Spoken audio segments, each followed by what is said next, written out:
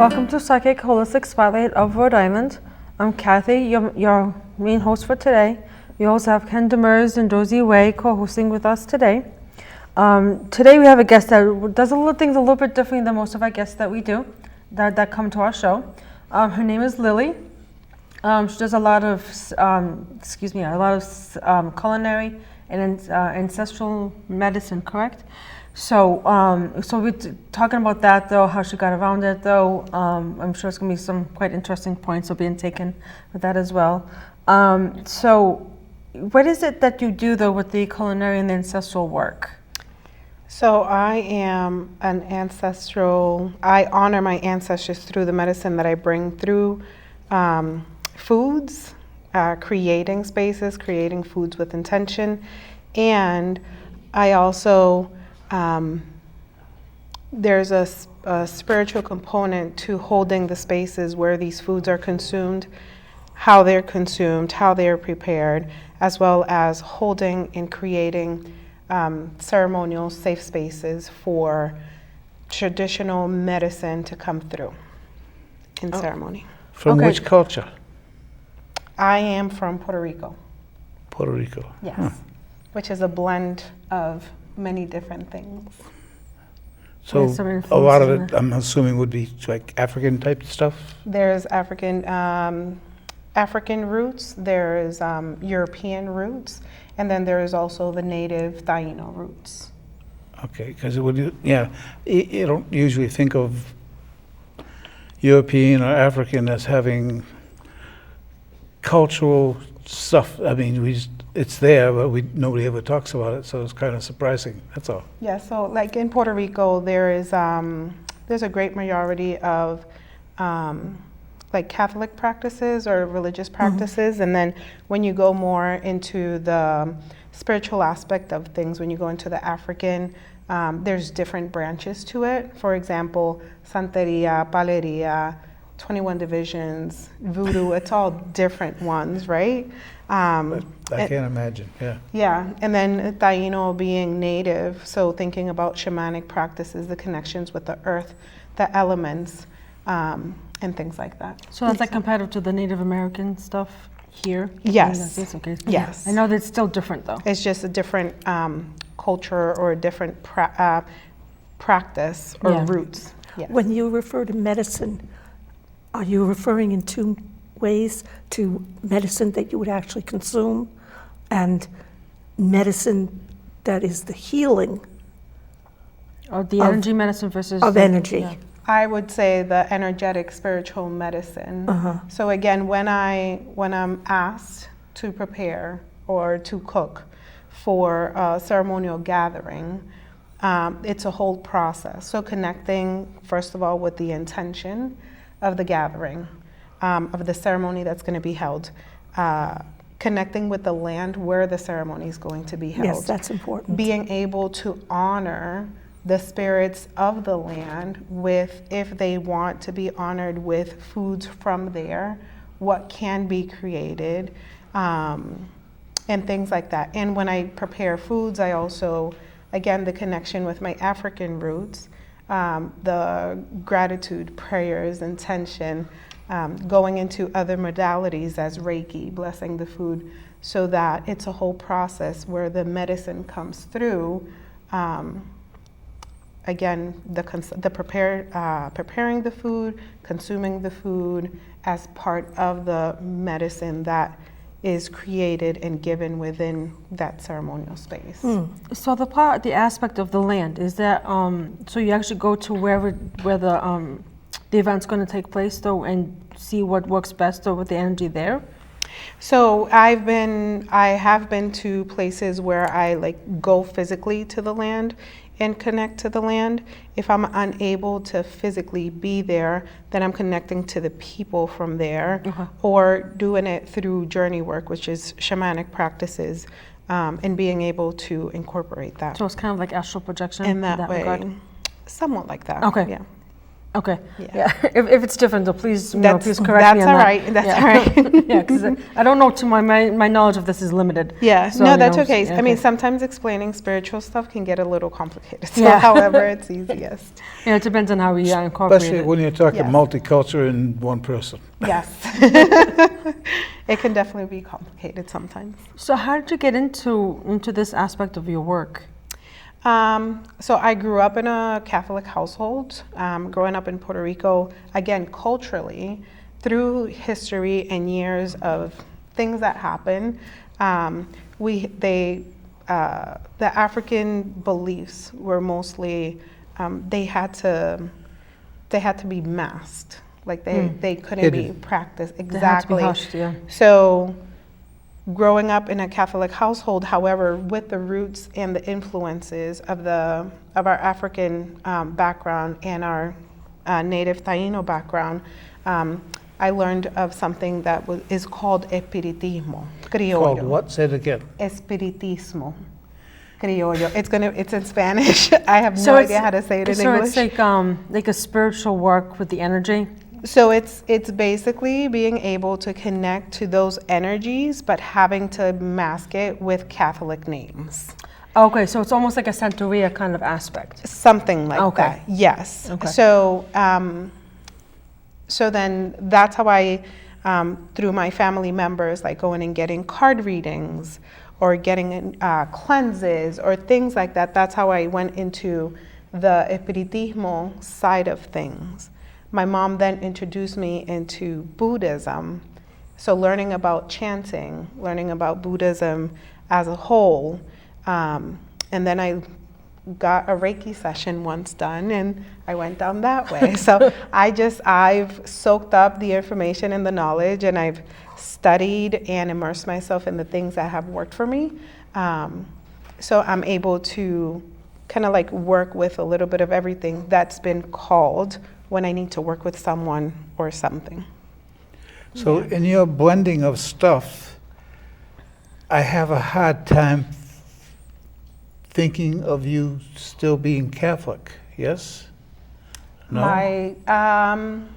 I mean, it doesn't No, match. that's okay. It doesn't, it doesn't, Catholic, the kind of a perverted point of view of stuff. And what you're describing, that doesn't even come into it, so how does that blend? It does end up blending in, because again, espiritismo still has a lot of the language of the Catholic prayers. Okay.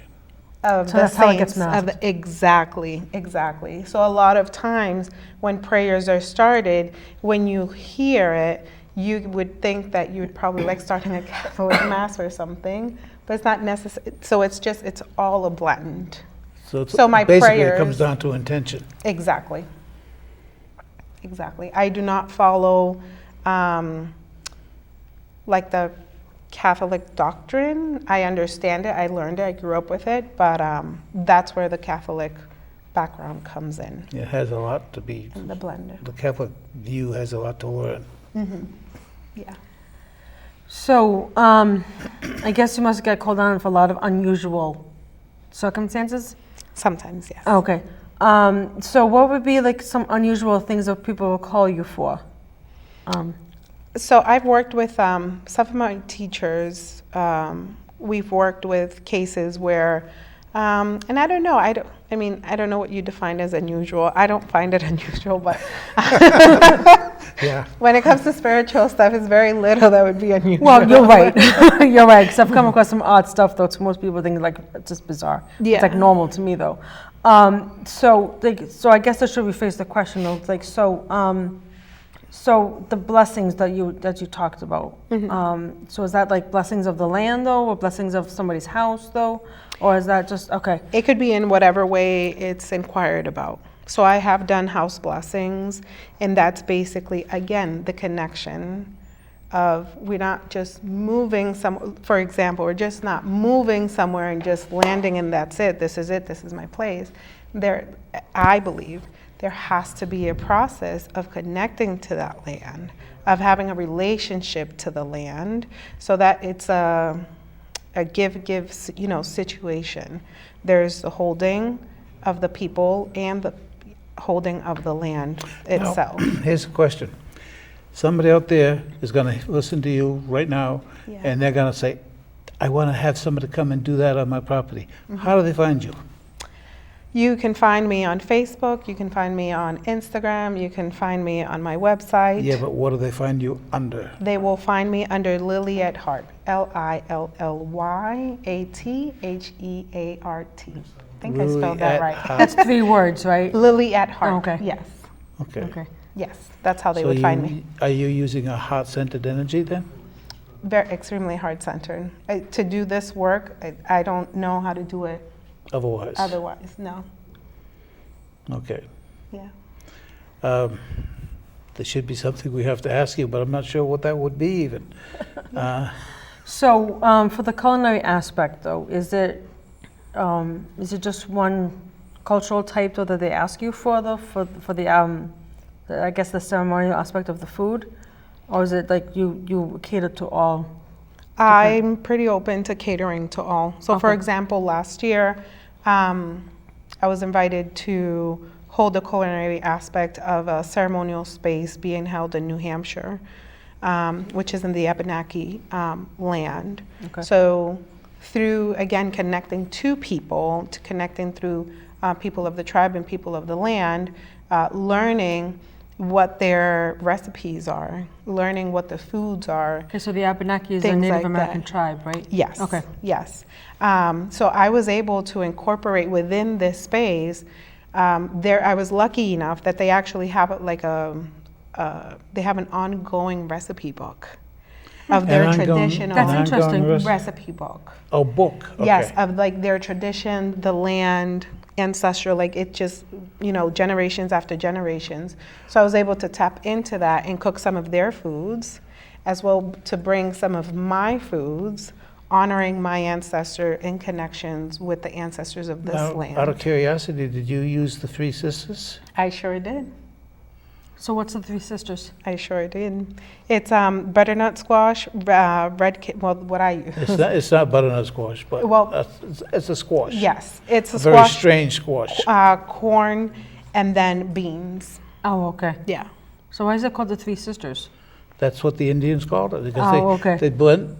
It had to do with the energetics of them, that they grow really They well together. planted them The together. natives. Oh, is yeah. that what happened? Okay. One of All them right. gives it So that's why. nitrogen, another one gives it support, another one does this, gives it shade of the ground, so Okay. it works well. Yeah. Yeah, Okay. and then there is different recipes for different times of the year.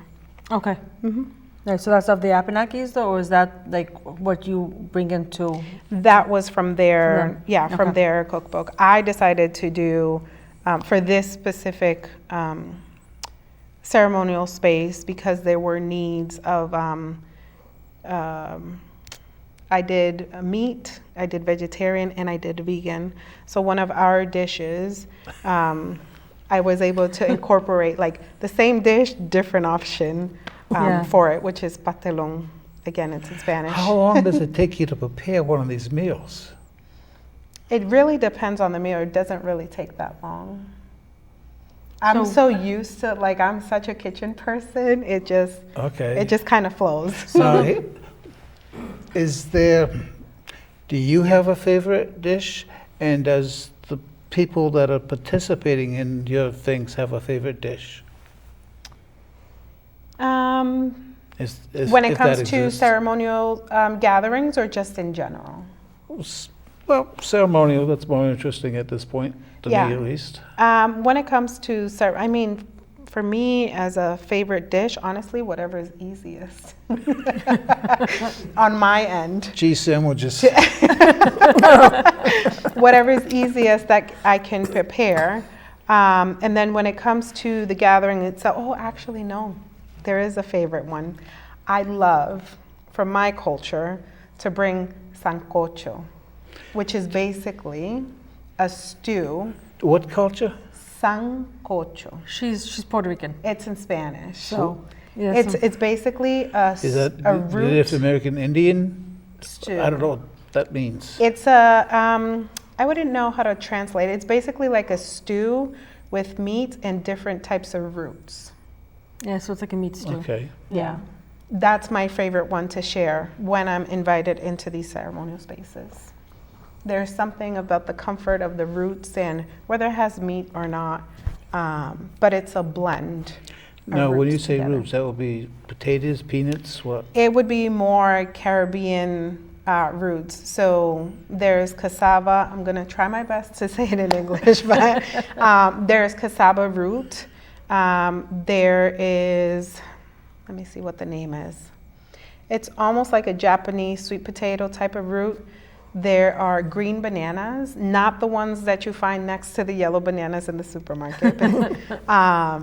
There's corn, there's cabbage, there's other roots called nyame, which is, again, a Caribbean root. So I think that's similar to a yam. I believe. yeah, Boy, am I uneducated. it's okay. When you go to the supermarket next time, sometimes you can find it in the produce section. Well, I go into the supermarket in Central Falls, and I have seen a lot of stuff that I have no idea what it is. Yeah. Yeah, these are, again, the consistency are like potatoes. It's just different roots and different flavors to them. And they would have a different vibration? I mean, Energy. when it comes to the vibration of foods, I think that you make that as you prepare it, because food is food. And then again, going through the process of not only having gratitude for the food itself, but the whole process of it getting to your hands and washing it and working with it, I think that influences the vibration of the food. Yeah, it's like two people that cook in the same meal, but yet though they taste very different depending on who made it. Yes. Because I can tell my mother's cooking versus my friend's mom's cooking, even though they cook exactly the same thing. Same thing, different. I can tell the difference by tasting it. Yes. Yeah. And even how our body receives the foods. Because a lot of, nowadays there's so much on right or wrong, healthy, not healthy, processed, not processed. Not everybody has access to all sorts of food. So can we vibrationally work within our own practices to connect to the foods that we are consuming? I believe that has a vibrational impact on how our body receives it and processes it. When I was taking some training, it brings us back to me a long time ago, we had a teacher that believed that you should send energy to your food before you eat it to clear away any of the negative influences that may have affected, like the chicken saw its mother getting killed or something like that, and carrying that with it, to take that energy away. Yeah, if the animals suffer though, sometimes people can feel that when they're eating it. Yeah, so I think that, again, like the intention of connecting to the food, of praying, sending energy in whatever ways, and again, being able to vibrationally prepare the food. And it is, like when we consume it, then there is that sense of being one with all. Now, in Rhode Island, we have Johnson & Wales Culinary School, which is probably nationally known. Have you ever broached them about teaching your stuff there? I have not. Why not? I have not, but thank you for planting the seed. Well, I've never thought of that. I mean, I'm thinking that they, I would think, have a very diversified course, and you're about as diversified as we can come up with. Thank you. I mean, it's pretty neat. I mean, even if people got one thing out of what you're trying to tell, maybe it would help a lot of people. I don't know. Thank you. I will probably be looking into that. Yeah. So for the ceremonies though, do you want to cater to other, I don't want to say groups of people though, because I don't like the detachment of that intention, but like, do you host any of your own ceremonies though with your culinary aspect, or is it just people just call you for that? I have hosted my own, we call them misas, and those are designated like time spaces, intentional ceremonies with different purposes. But that usually tends to stay very like limited amount of people just because of space. Okay. But yeah.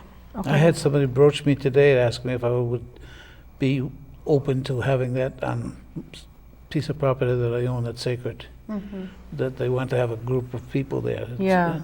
I find it interesting that that's what you're talking about. Yeah, there is a when it comes to like again land and space and sacredness of things, I think that there's a lot of us that could, you know, that have the potential to bring ceremony, not only from a teaching place, but also from a healing place, from a holding place.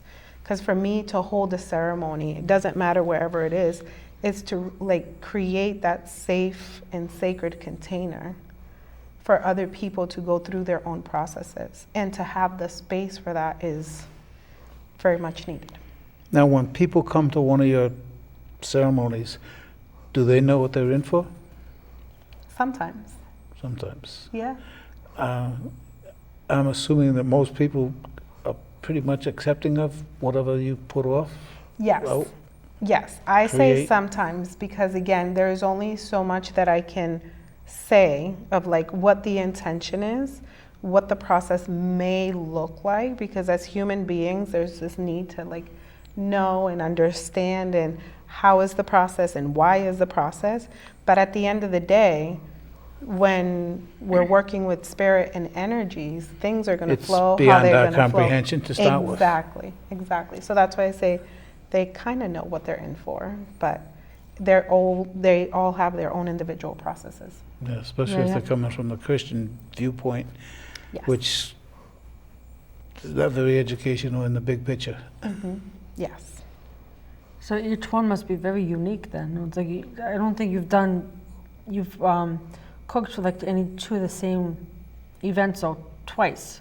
No. Right? Okay. No. I'm glad you understood what I was asking you. Because I don't think I did that very well. No. Again, every ceremony, every space, everything ends up being, you know, its own individual intention. So, yeah. Yes, you keep it like open enough though, so that that will just flow with it, with what's happening at the event though. But yeah, Exactly. Because no. we can prepare As a much as we certain- can, but yeah. exactly. But we have to have the awareness and the understanding of how to hold the energy. Now, That has because to you are work. so diversified, Yes. when you go to a Native American thing, are they accepting of it? If you go to a South American thing, are they accepting of what you do? I haven't had. You know, you're so diversified, they're very focused on one particular vibration or whatever you want to call it. One aspect. It Jen. almost feels like again, when I say what walks with me, like my spirits and the stuff that I work with, we tend to adapt to whatever energy is being held within these ceremonies. So I may not come, like I may not step up from an African perspective in a different ceremony, or I may. It really all depends. But everything within its respective, Vibration. exactly. Yes, you have to know a lot though, going into, when somebody's setting up a meeting with you, okay, this is what we want, this is our intention. Yes, so what and can then you I also bring? have to follow, again, like what walks with me. Yeah. What am I, like what are they comfortable with? What is it that they want to bring? How is it that they want, our medicine and whatever it is that we're bringing forward? Do you consider yourself mediumistic? I have been called that in the past. I have a difficult time with labels. Well, you know so much of different things, it's hard to put it under one thing. Yeah, and I have a difficult time understanding each thing, what people make it out to be. I'm like, yes. I'm a paranormal groupie. Okay, I've been called a medium. I do readings and things like that. I've been called all the clairo. Who? Oh, the clear All senses. the clear, yeah. yes, all of those. Oh, okay. Which again, I have no idea what each means. I can see, I can hear, I can sense. That's pretty neat, by the way. So yes, I do have a difficult time with labels, but yes, I'm a little bit of everything. What's your favorite church to go to? That I have been so far to has been a Universalist church. So that if you were going to go to church Sunday, that's where you would go? That's where I'd go. Okay. Yes. Yeah, they have nice services. It's very simple. I've been to a couple of them. Yes. Yeah, it's Yeah. very simple, very spiritual at the same time though too though. Yes. Yeah. I think It's I very went to one in- diversified. They have one over on the east Yeah. side, right? If I remember right. I'm not sure though. On the I side know of there the was hill. one closer to me than where I live, but I know that's the other end of the state though from you. Yeah. So, I'm in Anyway. Massachusetts, so I go to the one in Foxborough. yeah. But yeah. Okay. Yeah, there's one in Florida I've been to a couple of times though. Yeah, Okay. that one's nice there though. Yeah. Yeah. So, all right. So we have a few minutes left though. Just quickly go over how people can get a hold of you if they have any questions. Okay, so you can find me on Facebook, on Instagram, or on my website. It's Lily at Heart, LILLYATHEART .com, and you can find me there. That's Okay. Yeah. All right, perfect. People can't call you up on a telephone or anything? Well, I think that's the focus is that though, to the. I don't use a computer. I only use telephones. That's okay, and my phone number is 857-234-2524. You got to set that slower. They can't. Like my counting, 857-234-2524. Text message would be preferred. I am a parent of 2, How old? and they can get very busy when I'm on the phone. How old are they? I have a 13-year-old and an 8-year-old. Very just- demanding of our time. Yes, especially when we're on the phone. So, Yeah, it's like, why is attention not on me? But you know. yeah, yeah. So do you pass any of this on though to your children as well? I do. They know what it, like they know when I'm cleansing the house, when I'm smudging, if I'm doing any spiritual baths, if I'm doing any rituals around astrological things happening. Yeah, they know about it. Okay. Yeah. Do they have use? I'm assuming, to me, it sounds like you have a substantial number of different gifts. Were they hereditary to your children, and did you get them from your folks, or grandmother, or? I think that this is something that it walks with me through my lineages. It's a matter of who has decided and chosen to embrace it and who has chosen not to. Yeah, I agree So with that. my, though, yeah. my children are exposed to it, they know about it, they will ask me questions about it, and the only thing I can do is continue to practice, and when they're older, if they choose to embrace it, then No, you don't push it on them, or no. you expose them No, to it?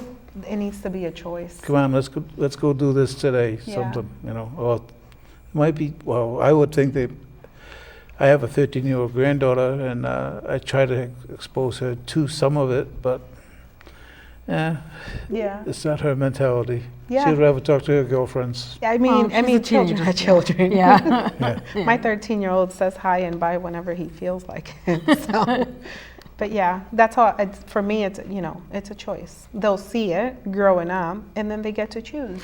Is your other half accepting of this? He is accepting. He is not a practitioner. He though. doesn't care to divulge. That No. doesn't surprise me too No. much. And that's okay though, right? Yeah. That was his choice though. It's a balance. He's curious about it. He'll ask questions.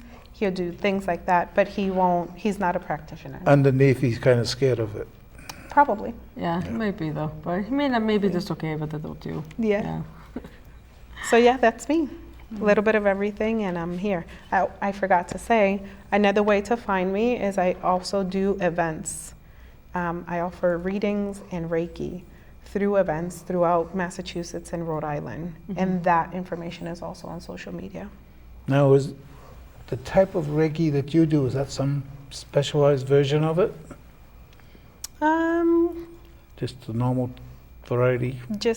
Yeah, when it comes to Reiki, there's different folks who go into like different things and aspects of it. I just Reiki through the lineage that I was taught, and that's pretty much it. That's as deep Okay. as I can go with it. Yeah. Yeah. Right. So for these ceremonies, though, I'm very curious about that aspect, though, because they're still very new to me.